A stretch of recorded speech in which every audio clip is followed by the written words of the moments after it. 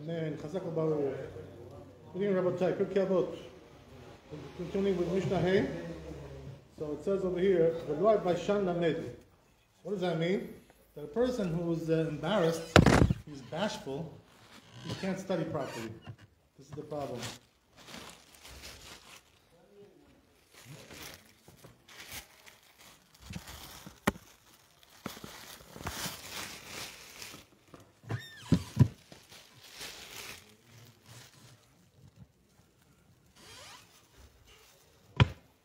Thank you.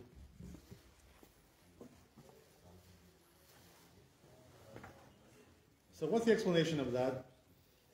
The problem is that when you're baishan, when you're embarrassed, when you're bashful, you're afraid to ask questions. This is the problem, you know? So what happens? The teacher says something, he teaches you something, some kind of a shiur, gakwati diragazza, you know, and you tell him, excuse me, sir, are you finished? Thank you. Thank you. So, okay, God bless. Thank you. Okay, so as we said, right, that person who can't ask questions when he has a shiur, when he has a darash, the rabbi is giving a shiur, or the teacher is giving a shiur. So what happens is that he's not able to learn. Why? Because he doesn't understand something, and he's too embarrassed to ask the teacher. You know, he says, "Oh, you know, if I ask the teacher, what are people going to think of me? That I'm stupid, you know, I'm a dopey, debiliwa, you know, so he's embarrassed to ask him because of that, you know. What will people say about me? You know, steady, you know, a silly boy. Doesn't know what he's talking about. So he's embarrassed to ask questions because of that, you know. He doesn't want to be embarrassed. He doesn't want them to embarrass him by laughing at him, you know. Sometimes they'll laugh at you, right? They say, look at this stupid boy. He doesn't know what he's talking about. He asks these stupid questions. So what happens is that because of that, he's embarrassed to ask questions. He's always not asking anything. And this is the reason. What happens is that in the end, he doesn't learn much. You know? So he goes to the shiurim, he goes to the classes, but he's afraid to talk to the teacher. He's afraid to talk to the rabbi. This is the problem. So he cannot learn. So then, right, another problem is, so what does that teach you?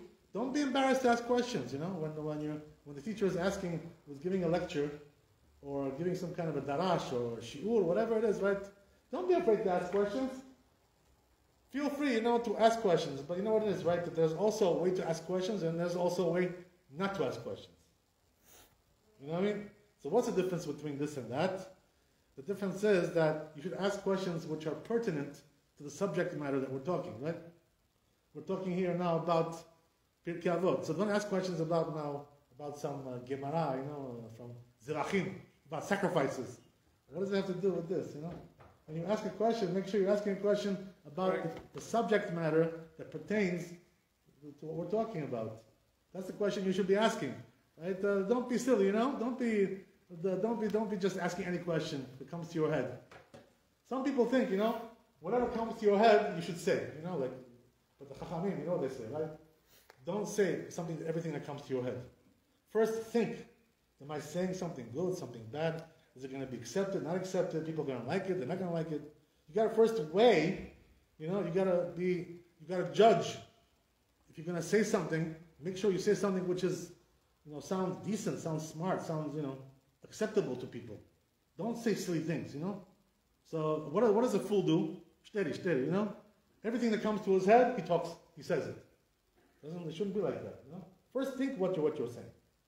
You know, if the person has to understand that, right? Don't be so quick, so hasty to say everything that you think of. You know, some silly thought comes to your head, something funny, some joke, you know. So what are you going to do now? Say every joke that comes to your head, you know, in front of everybody? That's not the way it should be, right? So you have to know how to ask a question also. Ask about the topic matter that they're talking about. And number two, also ask with derech eretz. You know, another thing which is, you know, there's a way to ask questions, and there's also a way to heckle, you know, the teacher, the rabbi, you know, whatever, the moreh, right? Heckle him, you know what heckle? What does heckle mean? Like bothering him. Yeah, you know, like you're antagonizing him, you know, asking a lot of questions. Bach, 1, 2, 3, 4, 5, 6, 7, 8, 9, 10. How many questions do you have to ask? What, 20 questions you want to ask? Too much. You know, you're bothering him like that. You can't concentrate, every time, Dobry that utrin, the Atram's doing she. Tach. There's a limit also how much you can ask. You know what I mean? That's why it says in the Shulchan Aruch, right? How many questions should a person ask a rabbi in one time? 3. Exactly, not more than 3. Not more than 3. Why is that? Because if you ask more than 3 questions, it's like, oh my God, Dami Brido, he said, it's not good like that. You have to have Derech Eretz also. Derech Eretz Kadmat Torah. So if you're asking a lot of questions, 10 questions, 20 questions, when is he going to give the darash? When is he going to give the shiur? When is he going to give his lecture? He's not going to have time for anything. You're bothering him, heckling him. This is also not good, right? So ask questions, yes, but don't go too far. That's also a thing you have to understand. With derech eretz, I'll tell you honestly. I told you guys this before. When I was in Yerushalayim, 15 years I was with Maran. 15 years I was sitting in front of him. And all the shiurim that he was giving over there, most of them, I tried to be there all the time. Whatever I could, I don't remember, 15 years I was there, I must have heard hundreds of shiurim from him. I don't remember ever asking a question. Never asked a question. Not one question I asked to the rabbi. So I guess I'm a baishan, right? I'm embarrassed, right? The truth is, it's not because I was embarrassed. This is not the reason why. You know why I didn't ask him any questions? Because I was enjoying more hearing his chokhmah, his wisdom, than to hear my stupid questions. That was the whole thing, I was more curious about what he has to say. What does it matter what I have to say? That's meaningless. I was gaining a lot more from listening to him than to talk my nonsense, gibberish, who needs that, right? You have to know who you're sitting in front of also, When you're sitting in front of a melech, he was melech, Man melacheh d'Rabbanan. Who are the kings? The rabbis are the kings. Chachamim. So you're sitting in front of a king, and you're acting like a letzan, like a clown. Like this, all the time, bothering him all the time, like this, It's not there. It's not proper to do that. Listen to you should know who you're sitting in front of, and make sure you understand. Don't treat him like your friend, like he's your buddy, Hey, it doesn't work like that. You have to have derech eretz also. You have to have kavod Torah, kavod for Torah. Kavod for Talmidei Chachamim. Don't treat them like they're your friends, and all the more so, don't treat them like they're your slaves. Like you own them or something, or you control them. This is not good. It's not proper to behave like that. Who are you to try to control the rabbi? What are you, Putin? What, you control everybody? Pulling strings like this, like a buba, like a string, like a doll? Kuklasavi. What do you think you are, right? So you have to have also derech eretz. That's the thing. Everything has. So the reason why I didn't ask is because I had no questions. I was just enjoying, what he has to say. I liked that more. I didn't have any questions. Honestly, there was never a question that I had when I was with him. Not even one question. You know why? Because what he's saying is much more important than my questions. It doesn't really matter my questions. It doesn't make any difference. Yeah, so what do you say? Rabbi? When I go to Rabbi Aderet, I don't ask questions too much because I listen to his Torah, which is more knowledgeable than my questions. Yeah, maybe you should learn that also for here a little bit. Bring that style over here also. It would be grateful. We'd be grateful to you. You can ask questions, but yeah. I think more than 3 is already too much. In one shiur, more than 3 is too much. You're bothering the rabbi like that. It's not good. Have to have derech eretz. That's the way it says in the Shulchan Aruch. I'm telling you halakha. This is halakha. This is not. I didn't make this halakha.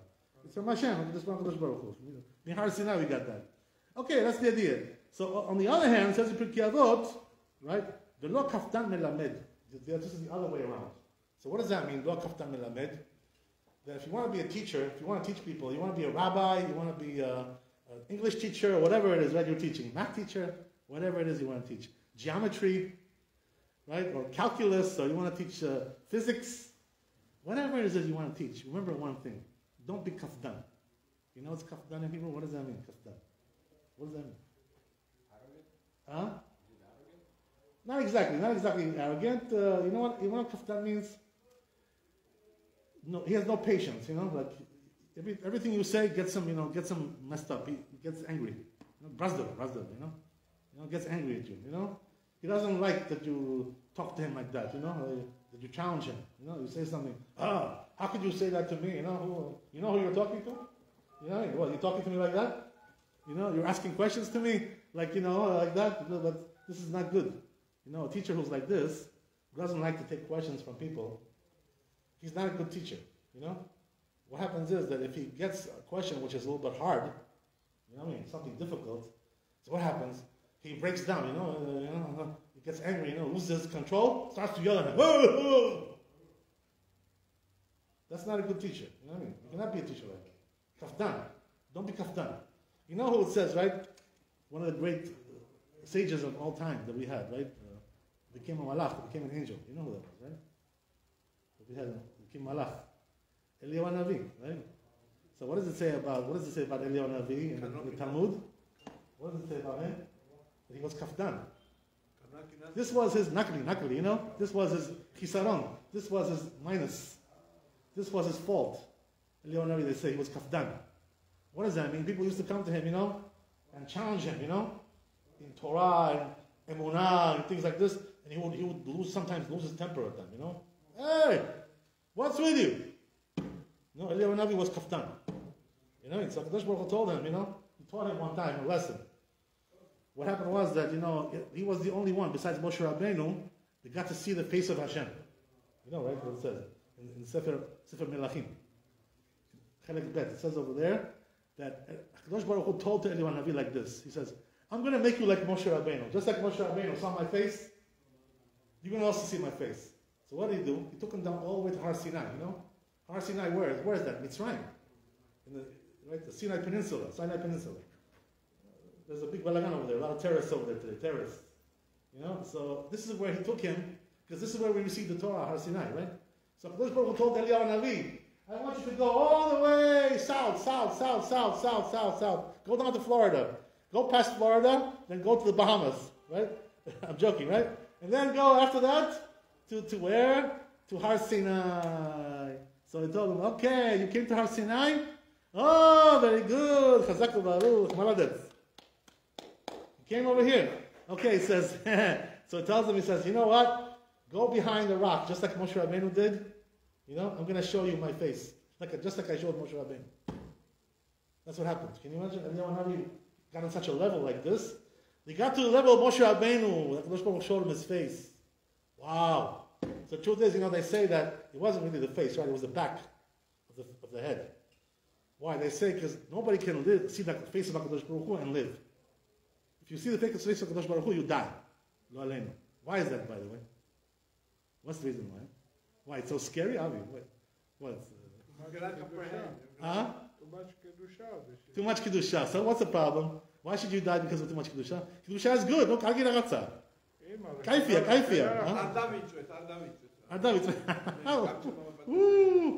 So you know what it is, right? I'll explain to you really the emet. Why you can't see the face of Hashem and live. You're going to die for sure. You know why is that it? Why that is?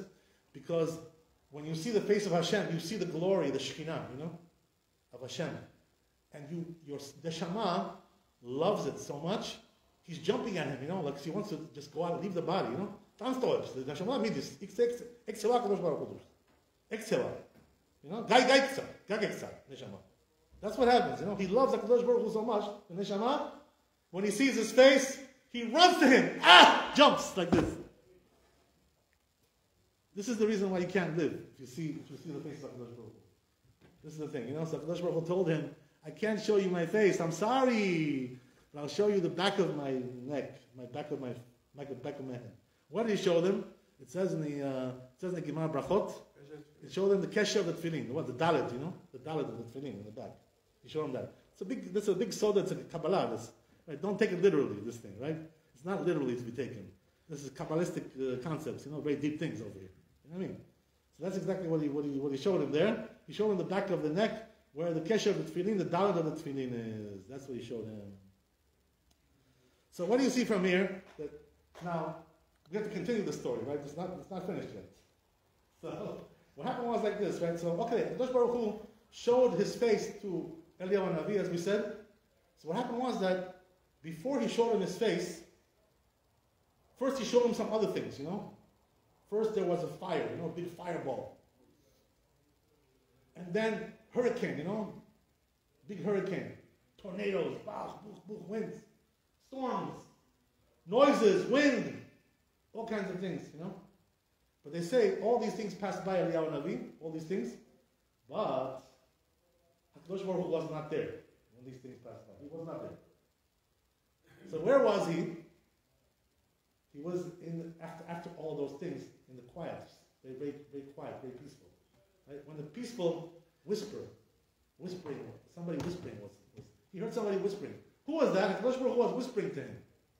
Why whispering? Talk loud, so he can hear you. Why whisper? Tell him. What do you say? Like you said, no, that's not the reason. I'll explain to you. Explain to you why. So the reason is like this, right? That he in a whisper told him, Eliyahu, this is me. I'm HaKadosh Baruch Hu. Like this. So why did he first the fire passed by, then the storm, then the lightning, the thunder, the rain, the winds, everything. HaKadosh Baruch Hu not there, only whisper. That's where he was. So he was trying to teach Eliyahu Navi a lesson, What was the lesson he was trying to teach him? Anybody know? He was teaching him, this is your problem. I'm teaching you now about yourself. Because what? It says the Gemara, you're kafdan. You can't hold your temper sometimes. You get angry, when people excite you a little bit. You get excited a little bit. So you lose your temper a little bit and you start, getting tough with them. So he says, I'm teaching you now to the right proper derech eretz, Don't talk tough with people. Don't yell at them. Don't scream at them. So what should you do? When you rebuke them, speak to them quietly, like a whisper. That's all you need to do. I didn't bring you here to this world. Tells Eliyahu Navi like this. I didn't bring you to this world to yell at them and scream at them, to my people, to put them down, yell at them. Hey, hey, hey. People don't like that, right? They don't like to be yelled at. Nobody wants to be yelled at. Nobody likes to be abused, They tell you today, oh, you're abusing me, talking to me like that. Who do you think you are? Abusing me like that? So, Kadosh Baruch Hu told him, I didn't bring you to the world to speak to people like that, like a storm, like a fire. Don't burn them with your fire. Speak with them softly. That's all you got to do. Tell them the emet. Tell them the truth. Tell them the Torah. Tell them the halakha. Tell them what they need to know to do teshuvah. But don't yell at them. Don't scream at them. This is what they don't like about you. You're too tough. You're too rough. Kafdan. You're kafdan. This is the way he wanted to explain to him. Can you imagine? So what do you see from there? That even Eliyahu Navi, the most holy person, after Moshe Rabbeinu, he was number one, right? Eliyahu Navi. Nobody liked him. You know what I mean? Became malach. Kadosh Baruch Hu turned him into a malach. He didn't even die.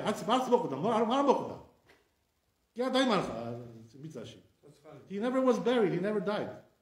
He became malach. You understand what kind of person this is? But nevertheless, he had one problem, kaftan, you're too rough with them, it's no good, I don't like that. Be gentle with them.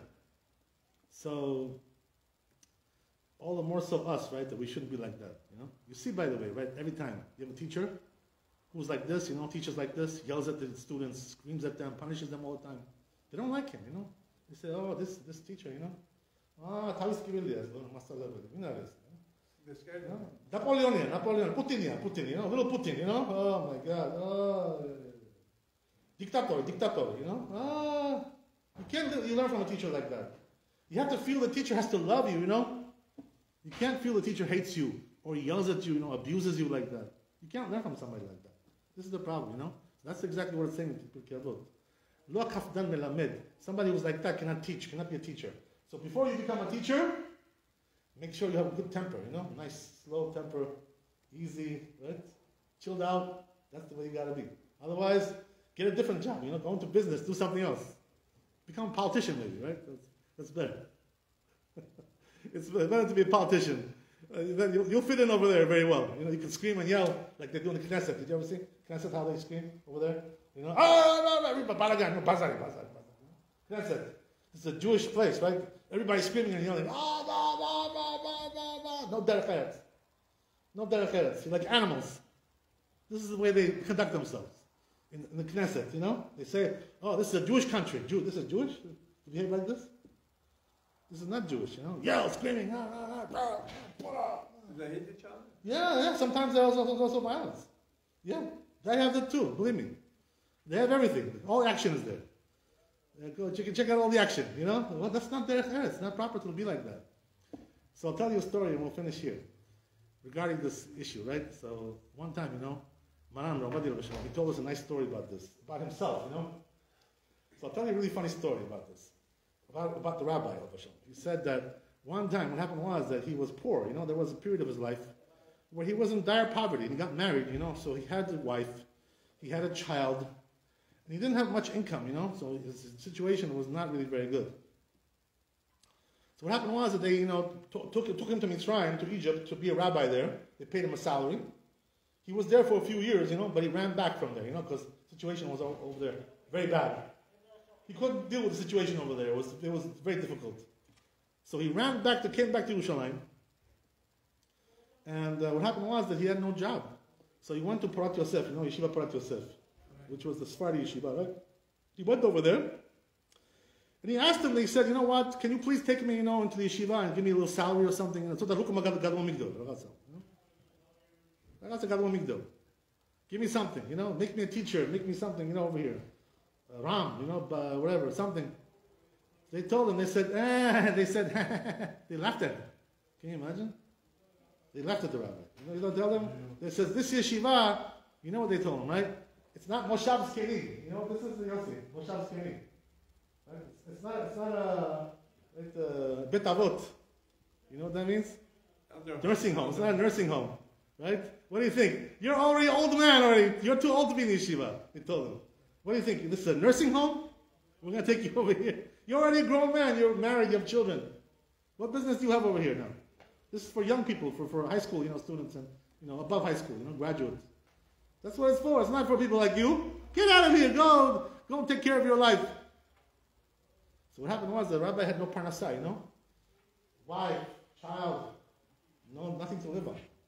So what did he do? Can you imagine? Such a big chacham like this was Gdol Ador, you know, already at that age. So what he did was he went to a school, you know, a certain grade school, you know, from first grade to 8th grade, you know, like this kind of school, right? Grade school. He went over there and he became a substitute teacher. This was the way he got parnasah for a little while, until he got a different job. He became substitute teacher. Can you imagine? Rabbi Baraman Ovadia, he was substitute teacher. So what happened was, right, that he told us, he used to come into the class, you know, and there was one boy over there always that was misbehaving, you know? Tzelki, you know? Always misbehaving. Osim balagan, you know? Balagan, makes balagan all the time, you know? Chmaure, behisini, you know? Doesn't behave properly, right? Doesn't behave like no derech eretz, you know? Joker, leitzan, you know? Clown. You know, the worst, you know? Bothering everybody in the class. So they warned him about this kid, you know, when he came in there to teach there. They said, you know, this kid is going to be a troublemaker for you. Be careful, you know, watch out for him. So, you know, the rabbi, you know, said, okay, don't worry, I'll take care of it. You know, he told him, all right, we'll do something about that. So what happened was that he came into the class, you know. So this kid started making noise, you know, as usual, right? His usual temperament, you know, his usual game. He starts playing this game, making noise, you know, making balagan, tzelkoba, you know. So what happened was that the rabbi told him, he says, he looks at him, sitting in the back over there, you know, in the back of the class. So he tells me, he says, oh, excuse me, he says, I want you to come and sit over here in front of me, you know, over here, next to me. So he tells him, why? You know, why do you want me to sit over there next to you? What, you want to hit me? What do you want to do? You want to hit me with the ruler? You know, what do you want to do? No, he says, I like you, you know, he says, I want you next to me. I want you to be my good friend. Tells him like this, you know. So what happened was, this kid was like, oh, you like me? So he was impressed with that, this kid, you know. He likes him, you know. Tells him he likes him. So what happens is he starts sitting over there, and every time, you know, the rabbi is saying something, this kid is bothering him, you know, asking some questions, you know, interrupting him all the time, you know,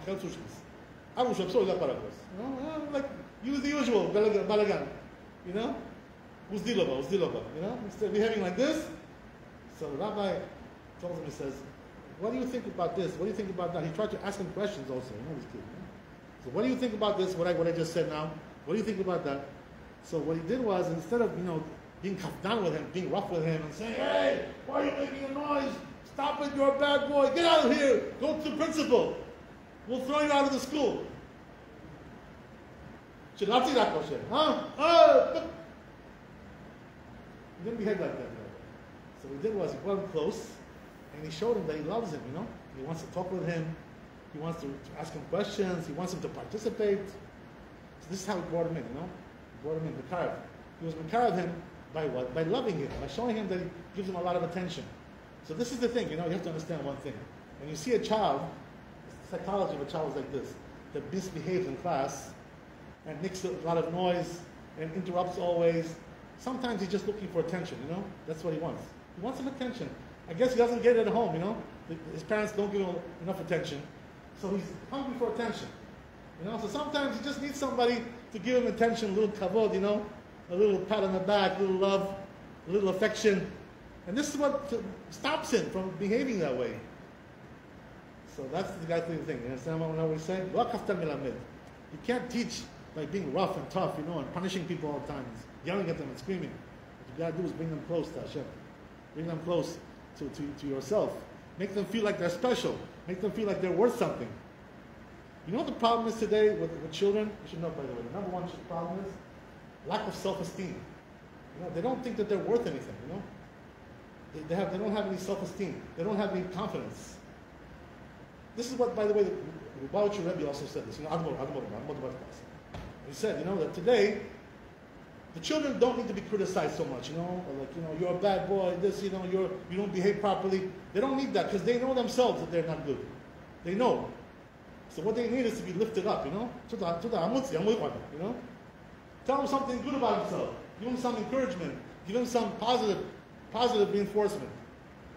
This is what the kids are looking for today. You know why? Because they have lack of self-esteem. They don't have confidence, So they need somebody to bring them up. Not to put them down and say, hey, get out of here. We don't want you over here. You're being a balagan. You're making a balagan. You're bothering everybody. This is not good. Understand? This is the whole thing. So, lo kafdan melamed. If you want to teach, make sure, right, that you don't fall into this trap. Baruch Adonai le'olam, amen, amen. Rabbi Hananiah ben Ekashomer, עשה הקדוש ברוך הוא ישראל, לפיכך חיבר להם תורה ומצוות שמונה חפץ, למען צדקו יגדיר תורה וידיר.